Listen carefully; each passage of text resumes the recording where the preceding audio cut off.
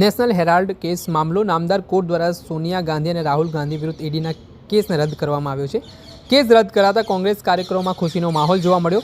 Case રદ થતાં આજે અમદાવાદ ખાતે કોંગ્રેસ દ્વારા ખાનપુર ભાજપ કાર્યાલય ઘેરાવનો રખાયો હતો કાર્યક્રમ. સત્યમેવ જયતેના જન્નાદ સાથે અમદાવાદ શહેર કોંગ્રેસ સમિતિ દ્વારા આ કાર્યક્રમ યોજવામાં આવ્યો હતો, જેમાં પદયાત્રામાં ગુજરાત કોંગ્રેસના પ્રદેશ પ્રમુખ અમિત ચાવડા, ગુજરાત વિધાનસભાના વિપક્ષ નેતા તુષાર ચૌધરી પણ જોડાયા હતા. જેમાં નહેરુ બ્રિજ પતંગ હોટેલ પાસેથી આ પદયાત્રાની શરૂઆત કરવામાં આવી હતી. ભાજપ કાર્યાલય કાર્યક્રમનો ઘેરાવ હતો, જોકે પોલીસનો પહેલાંથી જડ બેસલાક બંદોબસ્ત હતો. ત્યારે આ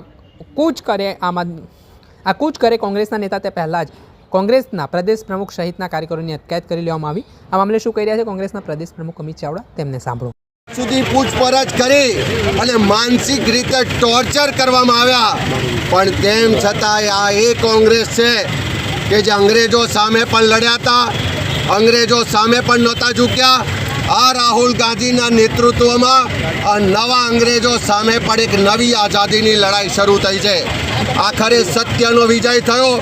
કોર્ટે તમામ કેસ જે હતા એને રદ કર્યા અને જે ભાજપ સરકારની, મોદી સરકારની મેલી મનસા હતી કે અમે ડરાવીશું, અમે ઝુકાવીશું, અમે દાદાગીરી કરીશું, તાનાશાહી કરીશું અને વિરોધ પક્ષને ખતમ કરીશું, એ મનસા બર નથી આવી.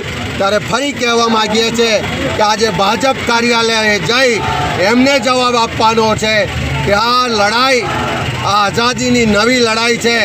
આ અંગ્રેજોની ડરાવા દબાવવાની રાજનીતિ લાંબી નહીં ચાલે. અમે પહેલાં પણ લડ્યા હતા, આજે પણ લડીશું ને કાલે પણ લડીશું.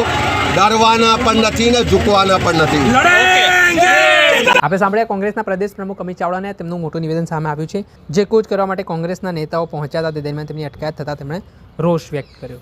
દર્શક મિત્રો, આવા જ વિડીયો જોવા માટે એન કવરેજ ન્યૂઝ જોતા રહો.